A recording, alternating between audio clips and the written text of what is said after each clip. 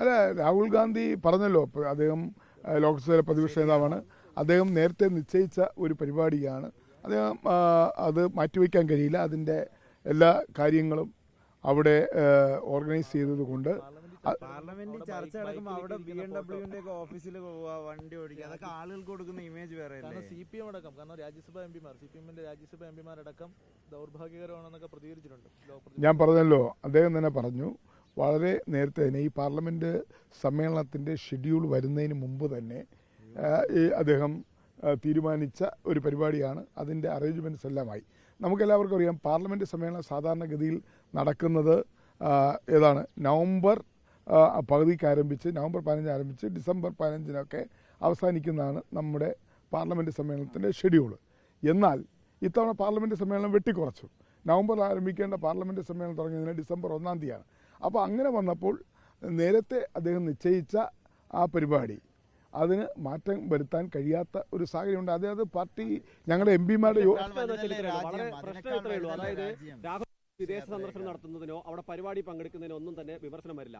പക്ഷേ പ്രധാനമന്ത്രിയും രാജ്യത്തില്ല. പക്ഷെ പ്രധാനമന്ത്രി അവിടെ മറ്റ് രാഷ്ട്രതലവന്മാരുമായി ചർച്ച നടത്തുമ്പോൾ രാഹുൽ ഗാന്ധി BMW ഷോറൂമിൽ പോകുന്നു, വാഹനം ഓടിക്കുന്നു. ആ ചിത്രവും വീഡിയോയുമാണ് കോൺഗ്രസിൽ നിന്ന് തന്നെ അടക്കം പുറത്തു വരികയാണ്. അപ്പോൾ സ്വാഭാവികമായിട്ടും ജനങ്ങൾ അതിനെന്താ തെറ്റ്? പ്രധാനമന്ത്രി പോകുന്നതും രാഹുൽ ഗാന്ധി പോകുന്നതും രണ്ടാണ്. പ്രധാനമന്ത്രി രാജ്യത്തിൻ്റെ പ്രധാനമന്ത്രി എന്ന നിലയിൽ വിദേശ രാജ്യങ്ങളിൽ പോകുമ്പോൾ അവിടുത്തെ വിദേശ രാജ്യങ്ങളിലെ രാഷ്ട്രത്തലവന്മാരുമായി ഭരണാധികാരികളുമായി സംസാരിക്കുന്നു. അത് സ്വാഭാവികം. രാഹുൽ ഗാന്ധി പ്രതിപക്ഷ നേതാവാണ്. അദ്ദേഹം പോകുന്ന പരിപാടി എന്ന് പറയുന്നത് അവിടെ രാഷ്ട്രത്തലവന്മാരെ കാണാൻ പോകുന്ന പരിപാടിയല്ല. അവിടുത്തെ പ്രധാനപ്പെട്ട സംഘടനകൾ അവർ ക്ഷണിച്ചതിനനുസരിച്ച് പരിപാടി നേരത്തെ ഫിക്സ് ചെയ്ത് പോയിട്ടുള്ളതാണ്. അങ്ങനെ ഒരാഴ്ച കാലത്തെ 10 ദിവസത്തെ സന്ദർശനം നടക്കുമ്പോൾ സ്വാഭാവികം എപ്പോഴും അദ്ദേഹത്തിൻ്റെ നിശ്ചയിച്ച ഒഫീഷ്യൽ പരിപാടി എപ്പോഴും ഉണ്ടാവില്ലല്ലോ.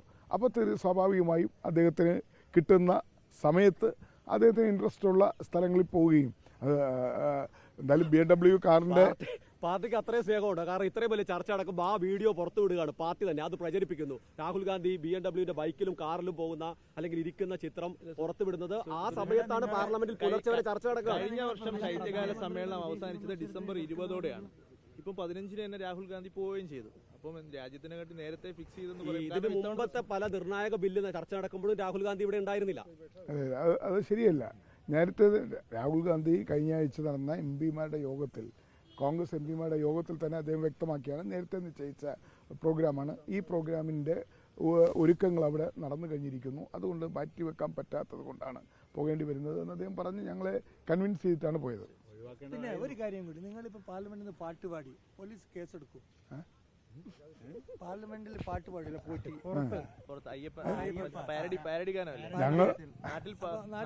ജാമ്യം എടുക്കുമോ? ഞങ്ങൾ പാടി ഞങ്ങളുടെ പേരിൽ കേസൊക്കെ ഞങ്ങൾ ഏതെല്ലാം പാട്ടുകൾ പാടുന്നു. മതവികാരം പാട്ട് ഏതെല്ലാം പാട്ടിൽ എന്തെല്ലാം പരാമർശിക്കപ്പെടുന്നുണ്ട്. അതുകൊണ്ട് ഞങ്ങൾ പാട്ട് പാടിയതിന് ഞങ്ങളുടെ പേരിൽ കേസെടുക്കുന്നതിനാ ഞങ്ങൾ. അപ്പോൾ സ്വർണം മോഷ്ടിച്ചതിന് ഒരു കുഴപ്പമില്ല, പാട്ട് പാടിയതിനാണ് കുഴപ്പമില്ലേ? സ്വർണം